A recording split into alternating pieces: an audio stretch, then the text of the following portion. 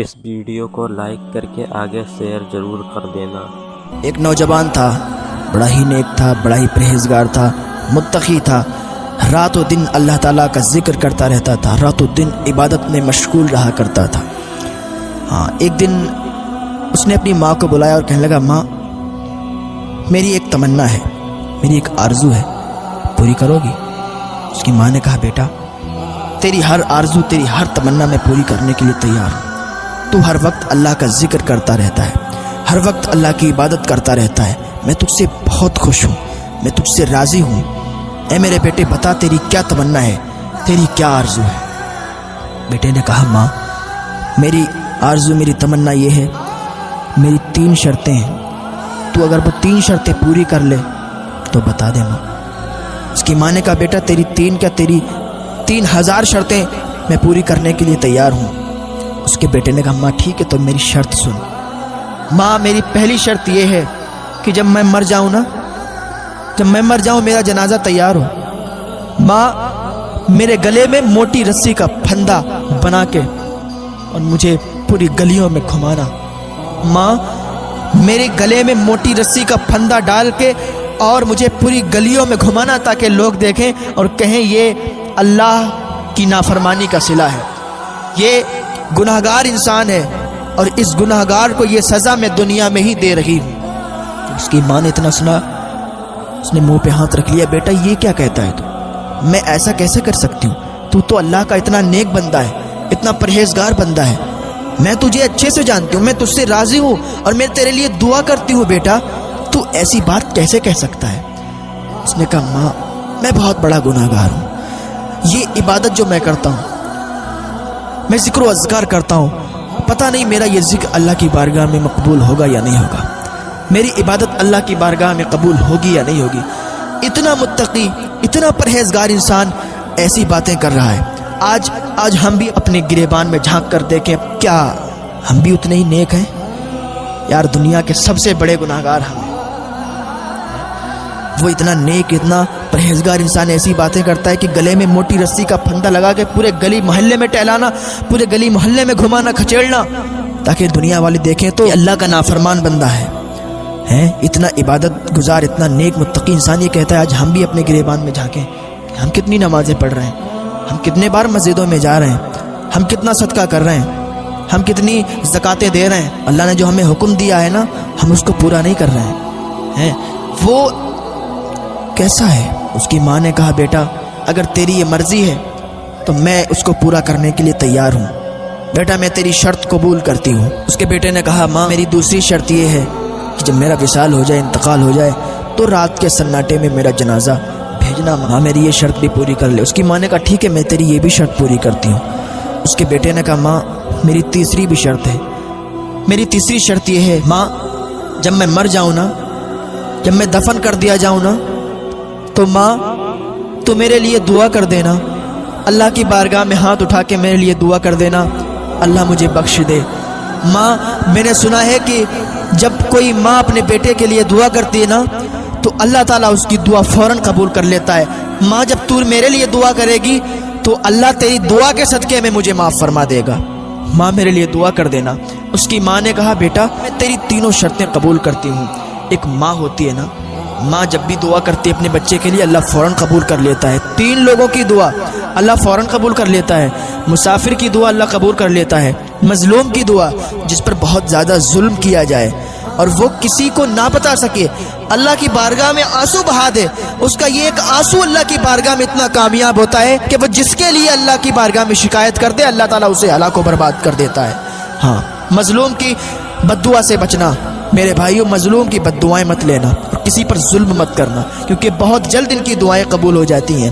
اور تیسری، ماں باپ کی دعا فوراً اولاد کے حق میں قبول ہو جاتی ہے۔ ماں باپ اگر اپنے بچے کی کامیابی کے لیے دعا کر دیں تو کامیابی اس کے قدم چومے گی، اور اگر ماں باپ بد دعا کر دیں تو دنیا میں کسی چوکھٹ پہ چلا جائے، کسی درگاہ پہ چلا جائے، اس کی کوئی دعا قبول نہیں ہو سکتی اگر اس کے ماں باپ اس سے راضی نہیں ہیں۔ اس کی ماں نے تینوں شرطیں مان لیں۔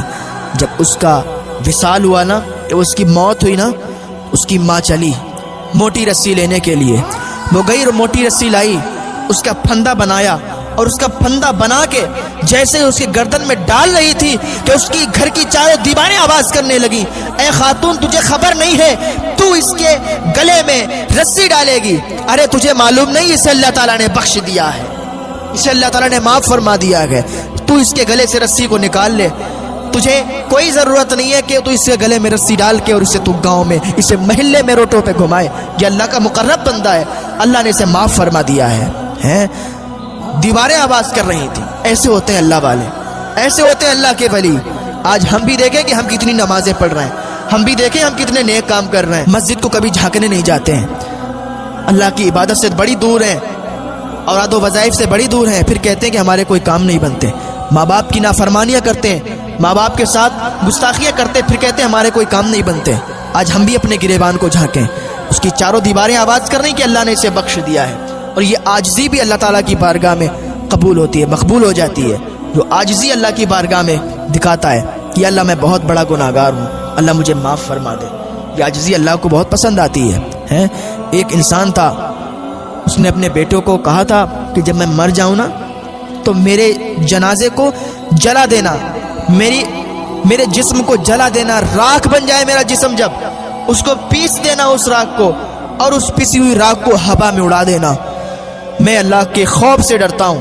جب وہ مر گیا تو اس کے بیٹوں نے یہی کیا، اس کے جسم کو جلایا اور اس کی راکھ کو بھی پیس دیا اور پیسی ہوئی راکھ کو ہوا میں اڑا دیا۔ فرشتوں نے اس کی راکھ کو جمع کیا اور اسے پھر سے زندہ کیا گیا۔ جب وہ اللہ کے حضور گیا تو اللہ رب العزت نے ارشاد فرمایا، اے میرے بندے تو نے ایسا کیوں کیا؟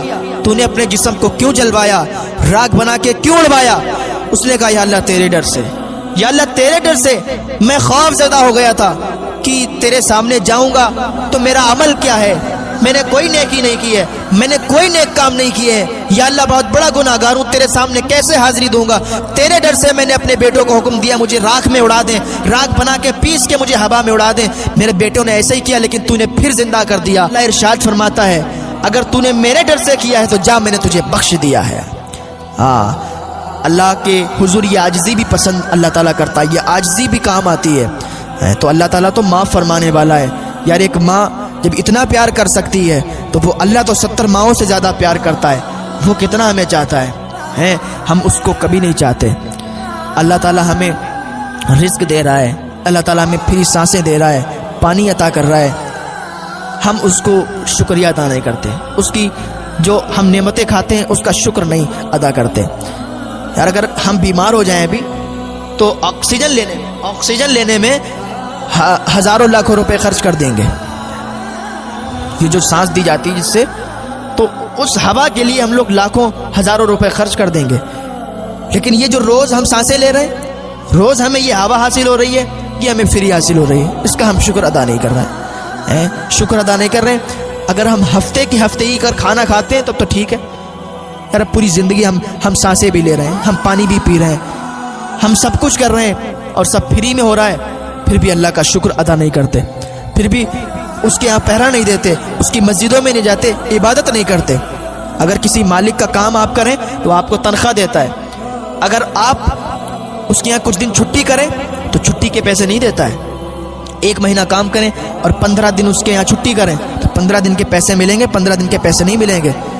یار ہم تو عبادت کرنے کے لیے پیدا کیے گئے ہیں، ہم اللہ کے حضور جاتے نہیں ہیں، اللہ کے حضور بس جمعہ کی جمعہ جاتے ہیں، اس کے علاوہ پھر نہیں جاتے ہیں۔ اور کچھ لوگ تو ایسے ہیں کہ صرف عید کے عید جاتے ہیں، وہ نماز جو نفل ہے اس کو اپنے اوپر فرض کیے بیٹھے ہوئے ہیں، اور جو نماز فرض ہے اس کو چھوڑے ہوئے ہیں۔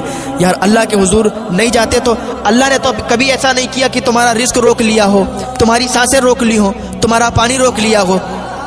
یار ہم دنیا کے مالک کی جب اتنی وفا کر سکتے ہیں تو وہ کائنات کا مالک جو ہے کہ عبادت کرنے کے لیے آئے گئے تو اس کے ساتھ یہ نافرمانی کیوں ہے؟ اللہ کی بارگاہ میں آئیں، نیک دل سے، سچے دل سے اللہ کی بارگاہ میں توبہ کر لیں اور اللہ کے حضور آ جائیں، ابھی بھی ٹائم ہے، وقت ہے، اللہ تمہیں معاف فرما دے گا۔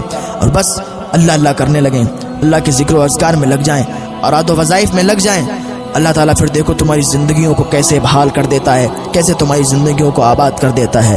اللہ کی بارگاہ میں دعا ہے اللہ نیک عمل کرنے کی توفیق عطا فرمائے۔